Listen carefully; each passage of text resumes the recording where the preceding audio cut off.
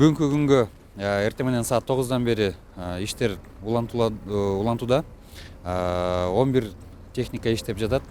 Анын ичинен 4 экскаватор, 1 фронтальный погрузчик, калган баары тең самосвалдар, ховолор, кардын немесин, карларды, муздарды чыгарганга. Түнү менен саат 2-ге чейин биякта иштедик.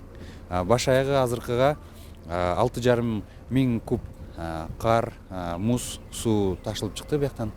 Азыр дагы бир 10 миң кубтун тегерегинде божомол менен кар чыгарылыш керек. Коркунучтун баары тең жойгонго болгон иш аракеттердин баарын алып барабыз. Эми азыр ушу Рыскулова көчөсүндө техника иштеп атат, Московский Бишеналиева кесилишинде техника иштеп атат.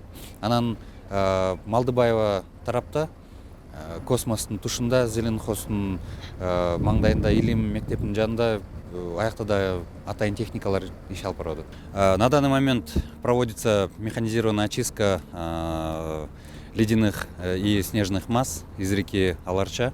Работает 11 единиц техники, 4 экскаватора, 1 погрузчик и остальные все ховы и самосвалы для вывоза снежных масс. Если эти работы не проводить своевременно, то возможно будет, как и вот вчера вы наблюдали, выход воды из русла реки, затопление домов, торговых точек, как на примере 2012 года. Наиболее потенциально опасные участки это в районе Космоса по Малдыбаева, на Московской Бишеналиева и вот, как вы видите, по улице Рыскулова.